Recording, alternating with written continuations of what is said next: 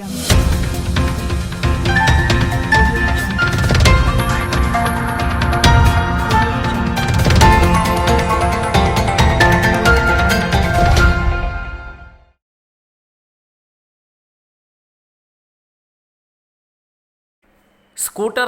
ಕಾಂಗ್ರೆಸ್ ಅಭ್ಯರ್ಥಿಯ ಭರ್ಜರಿ road show, ಮೀನುಗಾರ ಮಹಿಳೆಯರಿಗೆ ಗಾಳ ಹಾಕುತ್ತಿರುವ ಅಂಜಲಿ ನಿಂಬಾಳ್ಕರ್. ಉತ್ತರ ಕನ್ನಡ ಲೋಕಸಭಾ ಕ್ಷೇತ್ರದ ಕಾಂಗ್ರೆಸ್ ಅಭ್ಯರ್ಥಿ ಡಾಕ್ಟರ್ ಅಂಜಲಿ ನಿಂಬಾಳ್ಕರ್ ಅವರು ಕಾರವಾರ ನಗರದಲ್ಲಿ ಶಾಸಕ ಸತೀಶ್ ಸೈಲ್ ಅವರೊಂದಿಗೆ ಭರ್ಜರಿ ರೋಡ್ ಶೋ ನಡೆಸಿದರು. ನಗರದ ಮಿತ್ರ ಸಮಾಜ ಮೈದಾನದಿಂದ ಆರಂಭವಾದ ಬೈಕ್ ರ್ಯಾಲಿಯಲ್ಲಿ ಸಾವಿರಾರು ಯುವಕರು ಪಾಲ್ಗೊಂಡಿದ್ದರು. ಯುವಕರೊಂದಿಗೆ ಕಾಂಗ್ರೆಸ್ ಅಭ್ಯರ್ಥಿ ಡಾಕ್ಟರ್ ಅಂಜಲಿ ನಿಂಬಾಳ್ಕರ್ ಹಾಗೂ ಶಾಸಕ ಸತೀಶ್ ಸೈಲ್ ಕೂಡ ಬೈಕ್ನಲ್ಲಿ ಸಾಗಿ ಗಮನ ಸೆಳೆದರು. ಮಿತ್ರ ಸಮಾಜ ಕಾಜುಬಾಗ್ ಕೋಡಿಬಾಗ್ ರಸ್ತೆ ಮೂಲಕ ಟೋಲ್ ನಾಕಾ ಸುಂಕೇರಿ ರಸ್ತೆ ಮೂಲಕ ಪುನಃ ಮಿತ್ರ ಸಮಾಜದಲ್ಲಿ ರ್ಯಾಲಿ ಸಮಾಪ್ತಿಗೊಂಡಿತು. ನಂತರ ತಾಲೂಕಿನ ಮೀನು ಮಾರುಕಟ್ಟೆಯಲ್ಲಿ ಮತಯಾಚನೆ ನಡೆಸಿದರು. ಮಾರುಕಟ್ಟೆಯಲ್ಲಿ ಮೀನುಗಾರ ಮಹಿಳೆಯರನ್ನು ಭೇಟಿಯಾದ ಅಂಜಲಿ ನಿಂಬಾಳ್ಕರ್, ಮುಂದಿನ ದಿನಗಳಲ್ಲಿ ಕಾಂಗ್ರೆಸ್ ಸರ್ಕಾರ ನಿಮ್ಮೊಂದಿಗೆ ಇದ್ದು ಎಲ್ಲ ಸಂಕಷ್ಟಗಳನ್ನು ಬಗೆಹರಿಸುವ ಭರವಸೆ ನೀಡಿದರು.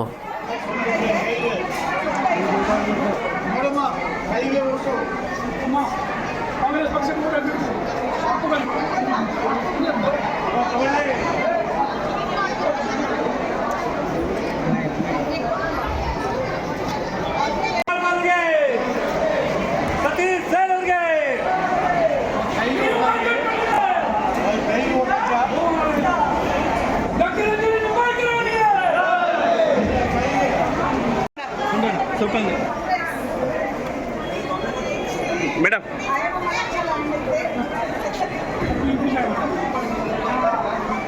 ಅದೊಂದು ಕೈಯಲ್ಲಿ ಎತ್ಬೋದಾ?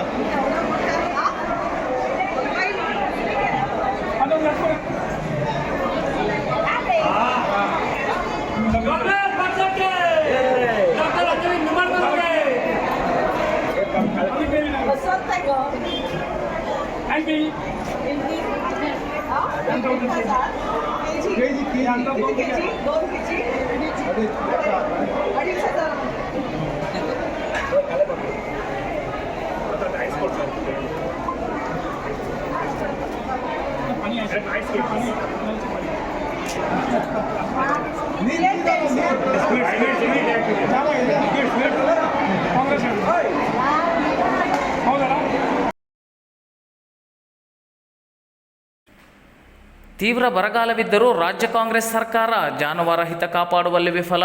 ಬಿಜೆಪಿ ರೈತ ಮೋರ್ಚಾ ಜಿಲ್ಲಾಧ್ಯಕ್ಷ ರಮೇಶ್ ನಾಯ್ಕ್ ಆರೋಪ. ಕಾಂಗ್ರೆಸ್ ಸರ್ಕಾರ ಜಾನುವಾರು ಹಿತ ಕಾಪಾಡುವಲ್ಲಿ ವಿಫಲವಾಗಿದೆ. ಮೇವಿನ ಕೊರತೆ ನೀಗಿಸಲು ಸಾಧ್ಯವಾಗುತ್ತಿಲ್ಲ ಎಂದು ಬಿಜೆಪಿ ರೈತ ಮೋರ್ಚಾ ಜಿಲ್ಲಾಧ್ಯಕ್ಷ ರಮೇಶ್ ನಾಯ್ಕ್ ಆರೋಪಿಸಿದರು. ಶಿರಸಿಯ ದೀನದಯಾಳ ಭವನದಲ್ಲಿ ಶನಿವಾರ ಸುದ್ದಿಗೋಷ್ಠಿ ನಡೆಸಿ ಮಾತನಾಡಿದ ಅವರು, ರಾಜ್ಯದಲ್ಲಿ 1.15 ಕೋಟಿ ಪ್ರಮುಖ ಜಾನುವಾರು, 1.75 ಕೋಟಿ ಸಣ್ಣ ಜಾನುವಾರುಗಳಿವೆ. ಆದರೆ ಇವುಗಳ ಹಿತ ಕಾಪಾಡಲು ಕಾಂಗ್ರೆಸ್ ಸರ್ಕಾರದಿಂದ ಸಾಧ್ಯವಾಗುತ್ತಿಲ್ಲ. ರೈತರು ಜಾನುವಾರುಗಳನ್ನು ಕಸಾಯಿಖಾನೆಗೆ ಕಳಿಸುವ ಅನಿವಾರ್ಯತೆ ಬಂದಿದೆ ಎಂದು ಅವರು ಅಸಮಾಧಾನ ವ್ಯಕ್ತಪಡಿಸಿದರು. ಸಂಬಂಧಪಟ್ಟ ಇತರೆ ಔಷಧಿಗಳನ್ನು ಇವತ್ತು ಸರಿಯಾಗಿ ಸಮರ್ಪಕವಾಗಿ ಇವತ್ತು ಒದಗಿಸ್ತಾ ಇಲ್ಲ. ಅದೇ 7 ತಾಲೂಕುಗಳನ್ನು ಸಾಧಾರಣ ಬರ ಪ್ರದೇಶ ಅಂತ ಘೋಷಣೆ ಮಾಡಿದೆ. ಆದಾಗ್ಯೂ ನಮ್ಮ ಜಾನುವಾರುಗಳಿಗೆ ಯಾವುದೇ ಮೇವಿನ ಬ್ಯಾಂಕುಗಳನ್ನು ತೆರೆಯುವಲ್ಲಿ ಈ ರಾಜ್ಯ ಸರ್ಕಾರ ವಿಫಲವಾಗಿದೆ. ಅದಲ್ಲದೆ ಹಸಿರು ಮೇವನ್ನು ಉತ್ಪಾದನೆ ಮಾಡಲು ಮೇವು ಬೀಜಗಳನ್ನು ರೈತರಿಗೆ ಕೊಡಲು ವಿಫಲಗೊಂಡಿದೆ. ಅದೇ ರೀತಿಯಾಗಿ ಹಸಿರು ಮೇವನ್ನು ಉತ್ಪಾದನೆ ಮಾಡಲು ಮೇವು ಬೀಜಗಳನ್ನು ಕೆಲವು ಸಾರ್ವಜನಿಕ ಗೋಮಾಳಗಳಲ್ಲಿ ಹಾಗೂ ಕೆರೆ ಮತ್ತು ನದಿ ಪಾತ್ರಗಳ ಪ್ರದೇಶಗಳಲ್ಲಿ ಬಿತ್ತನೆ ಮಾಡುವಂಥ ಕೆಲಸವನ್ನು ಸರ್ಕಾರ ಇವತ್ತು ಬಿಟ್ಟಿದೆ. ಅದೇ ರೀತಿಯಾಗಿ ಹಸಿರು ಮೇವು ಬೆಳೆಯುವ ಗ್ರಾಮಗಳಲ್ಲಿ ಇವತ್ತು ಏನು ರಾಜ್ಯ ಸರ್ಕಾರ ಏನು ಎಲ್ಲ ರೀತಿಯ ಮೇವುಗಳನ್ನು ಉತ್ಪಾದನೆ ಮಾಡುವಲ್ಲಿ ವಿಫಲಗೊಂಡಿದೆ ಅಂತ ಹೇಳಲಿಕ್ಕೆ ಇಷ್ಟಪಡ್ತೀನಿ. ಅದೇ ರೀತಿಯಾಗಿ ಮಿನಿ ಕಿಟ್ ಬೀಜಗಳನ್ನು ರೈತರಿಗೆ ಕೂಡ ಇವತ್ತು ರಾಜ್ಯ ಸರ್ಕಾರ ಕೊಡದೇ ಇವತ್ತು ರಾಜ್ಯದ ಬರ ಪೀಡಿತ ರೈತರಿಗೆ ಇವತ್ತು ಸಂಕಷ್ಟದಲ್ಲಿ ಇದ್ದಾರೆ ಅನ್ಬೋದು.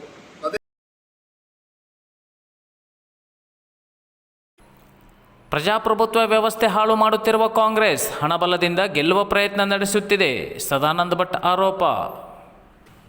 ಜಿಲ್ಲೆಯ ಜನರ ಹಿತಾಸಕ್ತಿ ಕಾಪಾಡಲು ಕಾಂಗ್ರೆಸ್ ಸರ್ಕಾರ ವಿಫಲವಾಗಿದ್ದು ಅಭಿವೃದ್ಧಿ ಪ್ರಯತ್ನ ಏನು ಎಂಬುದನ್ನು ಸಮರ್ಪಕ ಉತ್ತರ ನೀಡಲು ಸಾಧ್ಯವಾಗದೆ ಅಡ್ಡಗೋಡೆ ಮೇಲೆ ದೀಪ ಇಡುವಂತಹ ಹೇಳಿಕೆ ನೀಡುತ್ತಿರುವುದು ಹಾಸ್ಯಾಸ್ಪದ ಎಂದು ಬಿಜೆಪಿ ಜಿಲ್ಲಾ ವಕ್ತಾರ ಸದಾನಂದ ಭಟ್ ಆರೋಪಿಸಿದರು.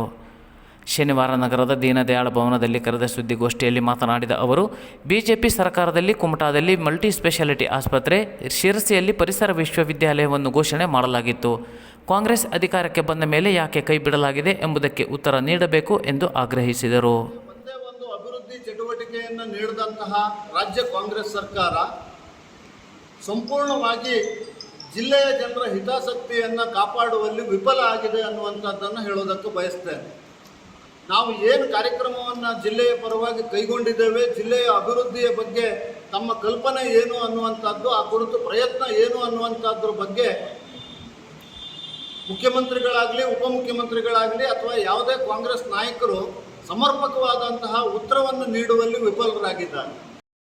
ಕುಮಟಾದಲ್ಲಿ ನಾವು ಮಲ್ಟಿ ಸ್ಪೆಷಾಲಿಟಿ ಆಸ್ಪತ್ರೆಯನ್ನು ಪ್ರಾರಂಭ ಮಾಡ್ತೇವೆ ಅನ್ನುವಂತಹ ಚುನಾವಣಾ ಸ್ಲೋಗನ್ನನ್ನು ಮತ್ತೊಮ್ಮೆ ಪ್ರಯೋಗವನ್ನು ಮಾಡಿದ್ದಾರೆ.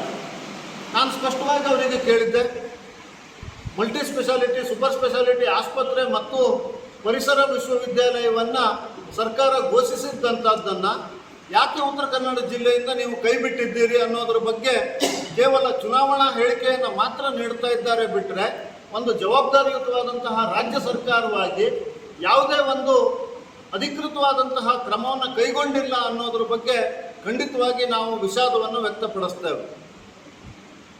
ನಾನು ಆಸೆ ಪಡ್ತೇನೆ, ಚುನಾವಣಾ ರಾಜಕಾರಣಗಳು ಏನೇ ಇದ್ದರೂ ಕೂಡ ಉತ್ತರ ಕನ್ನಡ ಜಿಲ್ಲೆಯ ಬಹುದಿನದ ಬೇಡಿಕೆಯಾದಂತಹ DCM ಅವರು ಏನು ಹೇಳಿದ್ದಾರೆ, ಹಿಂದೆ ಕಾಂಗ್ರೆಸ್ ಗೆಲ್ಲುವಂಥ ಸಂದರ್ಭದೊಳಗೆ ಹಲವಾರು ಪ್ರಣಾಳಿಕೆಗಳನ್ನು ಘೋಷಣೆಗಳನ್ನು ಉತ್ತರ ಕನ್ನಡ ಜಿಲ್ಲೆ ಒಳಗೆ ಮಾಡಿತ್ತು.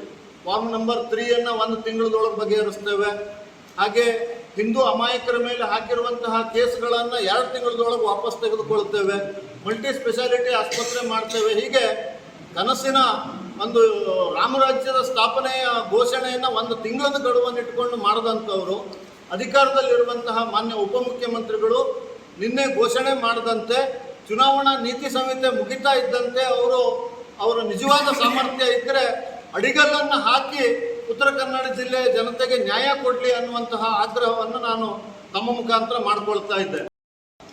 ಉತ್ತರ ಕನ್ನಡ ಬಿಜೆಪಿ ರಾಜ್ಯ ಸರ್ಕಾರಕ್ಕೆ ಉತ್ತರ ಕನ್ನಡ ಜಿಲ್ಲೆಯ ಪರವಾಗಿ 10 ಬಹಿರಂಗ ಪ್ರಶ್ನೆಗಳನ್ನು ಕೇಳಿದ್ವಿ. ನಮ್ಮ ಮುಖಾಂತರ ಅದು ಹೋಗಿರುವಂಥದ್ದು ಅವರು ಗಮನಿಸಿದ್ದಾರೆ ಅನ್ನುವಂಥದ್ದು ನಾನು ನೋಡಿದ್ದೇನೆ. ಯಾಕೆಂತಂದರೆ ನಿನ್ನೆ ಮಾಧ್ಯಮದವ್ರ ಜೊತೆ ಮಾತನಾಡುವಂಥ ಸಂದರ್ಭದಲ್ಲಿ ಜಿಲ್ಲೆಯ ಹಿರಿಯ ಕಾಂಗ್ರೆಸ್ ನಾಯಕರಾದಂತಹ RV ದೇಶಪಾಂಡೆ ಅವರು ಅದನ್ನು ಸ್ಪಷ್ಟವಾಗಿ ಉಲ್ಲೇಖ ಮಾಡಿ ಒಂದು ಏನೋ ಅಡ್ಡಗೋಡೆ ಮೇಲೆ ದೀಪ ಇಟ್ಟ ಹಾಗೆ ಸಮರ್ಥನೆ ಮಾಡ್ಕೊಳ್ಳೋದಕ್ಕೆ ಪ್ರಯತ್ನವನ್ನು ಮಾಡಿದರು. ಆದರೆ ನಾನು ಈ ಸಂದರ್ಭದಲ್ಲಿ ತಮ್ಮ ಮುಖಾಂತರ ಕೇಳೋದಕ್ಕೆ ಬಯಸ್ತೇನೆ, ಜಿಲ್ಲೆಯ ಜನರಿಗೆ ಒಂದೇ ಒಂದು ಅಭಿವೃದ್ಧಿ ಚಟುವಟಿಕೆಯನ್ನು ನೀಡಿದಂತಹ ರಾಜ್ಯ ಕಾಂಗ್ರೆಸ್ ಸರ್ಕಾರ ಸಂಪೂರ್ಣವಾಗಿ ಜಿಲ್ಲೆಯ ಜನರ ಹಿತಾಸಕ್ತಿಯನ್ನು ಕಾಪಾಡುವಲ್ಲಿ ವಿಫಲ ಆಗಿದೆ ಅನ್ನುವಂಥದ್ದನ್ನು ಹೇಳೋದಕ್ಕೆ ಬಯಸ್ತೇನೆ. ನಾವು ಏನು ಕಾರ್ಯಕ್ರಮವನ್ನು ಜಿಲ್ಲೆಯ ಪರವಾಗಿ ಕೈಗೊಂಡಿದ್ದೇವೆ, ಜಿಲ್ಲೆಯ ಅಭಿವೃದ್ಧಿಯ ಬಗ್ಗೆ ತಮ್ಮ ಕಲ್ಪನೆ ಏನು ಅನ್ನುವಂಥದ್ದು, ಆ ಕುರಿತು ಪ್ರಯತ್ನ ಏನು ಅನ್ನುವಂಥದ್ರ ಬಗ್ಗೆ ಮುಖ್ಯಮಂತ್ರಿಗಳಾಗಲಿ ಉಪಮುಖ್ಯಮಂತ್ರಿಗಳಾಗಲಿ ಅಥವಾ ಯಾವುದೇ ಕಾಂಗ್ರೆಸ್ ನಾಯಕರು ಸಮರ್ಪಕವಾದಂತಹ ಉತ್ತರವನ್ನು ನೀಡುವಲ್ಲಿ ವಿಫಲರಾಗಿದ್ದಾರೆ. ದೇಶ ಬಿಜೆಪಿ ಆಡಳಿತದಲ್ಲಿ 25 ವರ್ಷದಷ್ಟು ಹಿಂದೆ ಹೋಗಿದೆ. ದೇಶಪಾಂಡೆ ವಾಗ್ದಾಳಿ. ರೈತರಿಗೆ, ಯುವಕರಿಗೆ, ಮಹಿಳೆಯರಿಗಾಗಿ ಏನು ಮಾಡಿದ್ದೀರಿ ಎಂದು ಪ್ರಶ್ನಿಸಿದರೆ ಪ್ರಧಾನಿ ನರೇಂದ್ರ ಮೋದಿ ಹಾರಿಕೆ ಉತ್ತರ ನೀಡುತ್ತಿದ್ದಾರೆ. ಇವರಿಂದಾಗಿ ದೇಶ 25 ವರ್ಷದಷ್ಟು ಹಿಂದೆ ಹೋಗಿದೆ ಎಂದು ಶಾಸಕ, ರಾಜ್ಯ ಆಡಳಿತ ಸುಧಾರಣಾ ಆಯೋಗದ ಅಧ್ಯಕ್ಷ RV ದೇಶಪಾಂಡೆ ವಾಗ್ದಾಳಿ ನಡೆಸಿದರು. ಶುಕ್ರವಾರದಂದು ಮುಂಡಗೋಡದಲ್ಲಿ ಆಯೋಜಿಸಿರುವ ಪ್ರಜಾಧ್ವನಿ 2 ಸಮಾವೇಶದಲ್ಲಿ ಮಾತನಾಡಿದ ಅವರು, ದೇಶದಲ್ಲಿ ನಿರುದ್ಯೋಗ ಹೆಚ್ಚಾಗುತ್ತಿದೆ, ಆದರೆ ಅದಕ್ಕೆ ಮೋದಿ ಬಳಿ ಯಾವುದೇ ಉತ್ತರ ಇಲ್ಲ. ಅಭಿವೃದ್ಧಿ ಕುಂಠಿತವಾಗಿದೆ. ಬಡವರು 500 ರೂಪಾಯಿ ತುಂಬಿ ಜನಧನ್ ಖಾತೆ ತೆರೆದರು. ಇದರಿಂದಾಗಿ ಯಾವುದೇ ಸಹಾಯವಾಗಿಲ್ಲ. ಪ್ರಧಾನಿ ಒಳ್ಳೆಯ ಮಾತುಗಾರ, ಆದರೆ ದೇಶದ ಜನರ ಪರ ಅವರು ಇಲ್ಲ, ಬಡವರ ಪರ ಅವರು ಇಲ್ಲ ಎಂದರು. ಕಳೆದ ವಿಧಾನಸಭಾ ಚುನಾವಣೆಯಲ್ಲಿ ಜಿಲ್ಲೆಯಲ್ಲಿ 4 ಸ್ಥಾನ ಗೆದ್ದಿದ್ದೆವು. ಯಲ್ಲಾಪುರ ಕ್ಷೇತ್ರದಲ್ಲಿ ಸೋತರೂ ಸಹ ಕಳೆದ ಚುನಾವಣೆಗಿಂತ ಓಟಿನ ಪ್ರಮಾಣ ಹೆಚ್ಚಾಗಿತ್ತು. ಈ ಬಾರಿ ಇನ್ನೂ ಹೆಚ್ಚಿನ ಮತ ಹಾಕಿ ಲೋಕಸಭೆಗೆ ಕಾಂಗ್ರೆಸ್ ಅಭ್ಯರ್ಥಿ ಆರಿಸಿ ಕಳಿಸಿ ಎಂದು ಕರೆ ನೀಡಿದರು. ಕಾಂಗ್ರೆಸ್ ಪಕ್ಷ ಏನು ಮಾತನಾಡುತ್ತದೆಯೋ ಅದರಂತೆ ನಡೆದುಕೊಳ್ಳಲಿದೆ. ಅದಕ್ಕೆ ಗ್ಯಾರಂಟಿ ಯೋಜನೆ ಜಾರಿ ತಂದಿದ್ದೇ ಸಾಕ್ಷಿ ಎಂದರು. ಉತ್ತರ ಕನ್ನಡ ಜಿಲ್ಲಾ ಉಸ್ತುವಾರಿ ಸಚಿವ ಮಂಕಾಳು ವೈದ್ಯ ಮಾತನಾಡಿ, ಜಿಲ್ಲೆಯ ಅಭಿವೃದ್ಧಿ ಪರ ನಮ್ಮ ಸಮಸ್ಯೆಗೆ ಸ್ಪಂದಿಸುವ ನಾಯಕರನ್ನು ಆಯ್ಕೆ ಮಾಡಬೇಕು.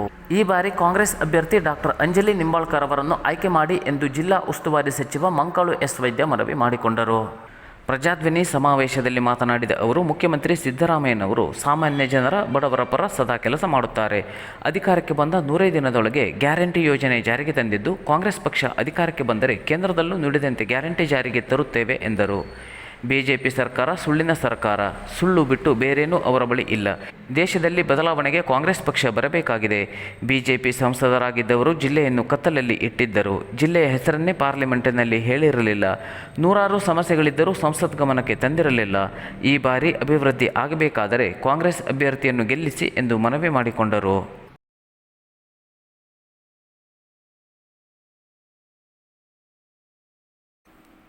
ಚುನಾವಣಾ ಕರ್ತವ್ಯ ನಿರ್ಲಕ್ಷ್ಯಕ್ಕೆ 3 ಅಮಾನತು ಮಾಡಿದ ಜಿಲ್ಲಾಧಿಕಾರಿಗಳು.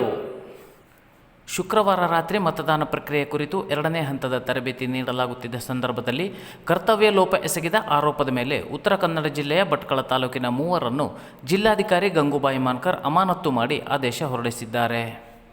ಕರ್ತವ್ಯ ಲೋಪ ಎಸಗಿದ ಮಾವಿನಕುರುವಿ ಗ್ರಾಮ ಪಂಚಾಯಿತಿಯ ಬಿಲ್ ಕಲೆಕ್ಟರ್ ಲಕ್ಷ್ಮಣ ಮೊಗೇರ, ಮುಂಡಳ್ಳಿ ಗ್ರಾಮ ಪಂಚಾಯಿತಿಯ ಬಿಲ್ ಕಲೆಕ್ಟರ್ ಆನಂದ್ ಹಾಗೂ ಮುಟ್ಟಳ್ಳಿ ಗ್ರಾಮ ಪಂಚಾಯಿತಿಯ ಬಿಲ್ ಕಲೆಕ್ಟರ್ ಶ್ರೀಧರ, ಈ 3 ಅಮಾನತು ಮಾಡಲಾಗಿದೆ.